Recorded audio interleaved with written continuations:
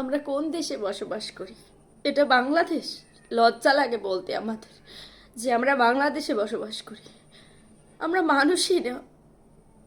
আমরা ইতিমধ্যে সবাই জেনে গেছি যে ঢাকা উত্তরা মাইলস্টোন স্কুলের উপরে যে বিমান বিধ্বস্ত হয়েছে এই ঘটনাটি। আমরা বিশ্ববাসী এর জন্য শোকাহত।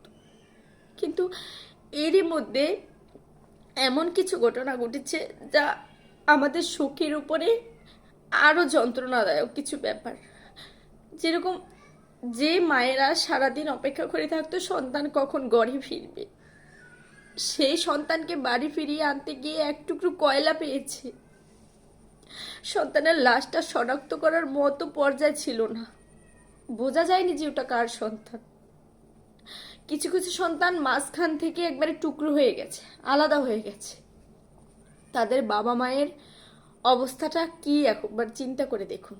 এর মধ্যে কিছু সাংবাদিক আছে বা কিছু ব্লগার আছে, ভিডিও করতে গিয়ে ওখানে ভিউর আশায় গার্ডিয়ানকে এমন সব প্রশ্ন করে উত্ত্যক্ত করছে, বিব্রতকর অবস্থায় ফেলছে, যেগুলো শুনলে আপনার মাথা গরম হয়ে যাবে।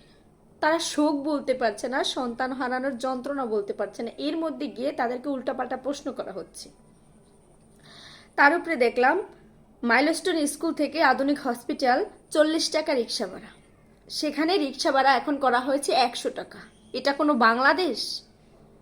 এই দেশে আমরা জন্ম নিয়েছি, আমরা এই দেশে বসবাস করছি, যেখানে এখন মানুষের বিপদ, পাশে দাঁড়ানোর সময় শতে শতে বাচ্চা পুড়ে গেছে। একটা বাচ্চার শরীরের 80% পুড়ে গেছে। কিছু বাচ্চা চেনাই যাচ্ছে না, যে ওটা মুখটা চেনা যাচ্ছে না, পুরো শরীর একবারে বিধ্বস্ত হয়ে গেছে। কিছু বাচ্চার কলিজা, পেটের নাড়িভুড়ি পর্যন্ত বেরিয়ে আসছে।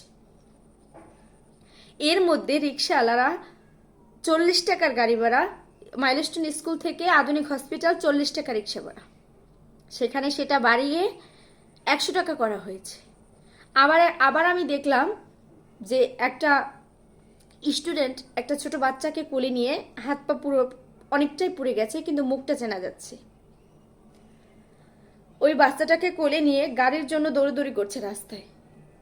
তো একটা প্রাইভেট কার ছিল পাশে দাঁড়ানো, ও যে বাচ্চাটাকে নিয়ে দৌড়দৌড়ি শুরু করছে অমনি গাড়িটা চলে গেছে। মানে আমি বুঝলাম না, এই দেশে বসবাস করতে ঘৃণা লাগছে, নিজেকে বাংলাদেশি নাগরিক হিসেবে পরিচয় দিতে ঘৃণা লাগছে আমাদের। কোন দেশে আমরা বসবাস করি? মা বাবার অবস্থাটা একবার চিন্তা করুন, তাদের পরিবারের অবস্থাটা একবার চিন্তা করুন। কতটা করুণ কষ্ট আর যন্ত্রণা নিয়ে স্কুলের মধ্যে পড়ানো শুরু হয়েছে, যে একটা পড়া বিষয় নিয়ে নাকি কথা হচ্ছিল ক্লাসের মধ্যে, যে এই পড়াটা ঠিক করে বানিয়ে আসবে, কালকে মুখস্থ করে আসবে, এরকম হঠাৎ করে একটা শব্দ টের পেল। তো ওই ক্লাসে যে মিস ছিল সে সব বাচ্চাদের বললো যে কান, তখন বিমানটা মাত্র পড়বে এরকম একটা অবস্থা। তো মানে কেউ যে সরে যাবে কেউ বুঝতেই পারেনি, হঠাৎ করে 10 মিনিট পরে স্কুলটা ছুটি হওয়ার কথা ছিল। আমি বিশ্বাস করবেন না, এই ভিডিওগুলো আমি দেখতে পারি না, আমি নিতে পারি না ভাই। এর মধ্যে মানুষ কি করে উল্টাপাল্টা প্রশ্ন করে, আমি একটা গার্ডিয়ানের মুখের দিকে তাকাতে পারি না। কতটা খারাপ সিচুয়েশনে তারা আছে,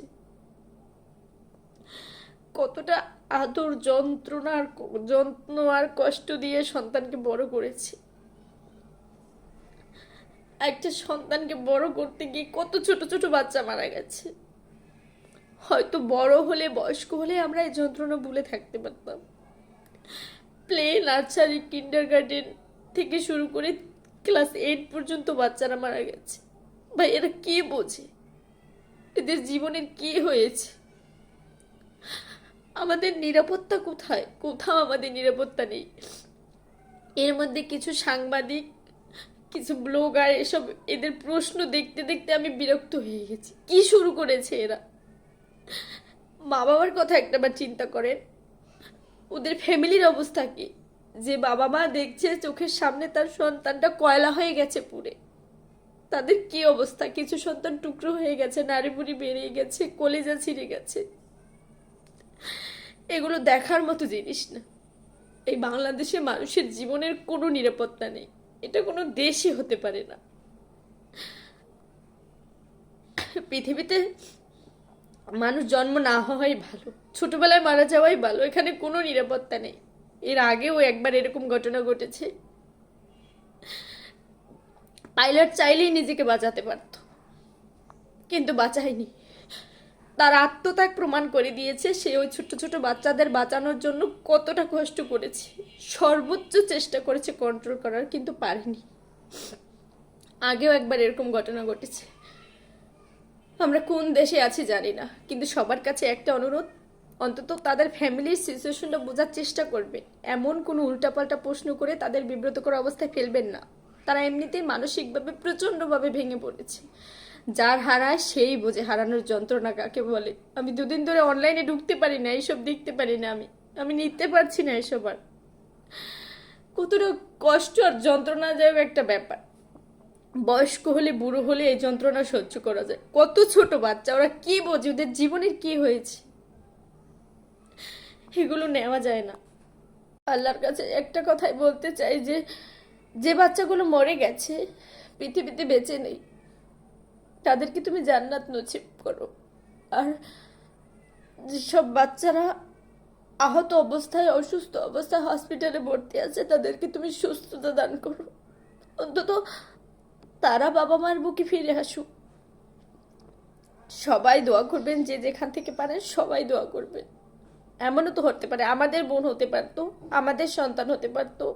একটাবার ওই জায়গায়, ওই গার্ডিয়ানের জায়গায় নিজেকে দাঁড় করিয়ে দেখুন যে তারা কতটা যন্ত্রণার, কতটা কষ্টকর যন্ত্রণা নিয়ে বেঁচে আছে। সন্তান হারানোর কষ্ট এতটুকু না, অনেকটা। যার হারায় সেই বোঝে।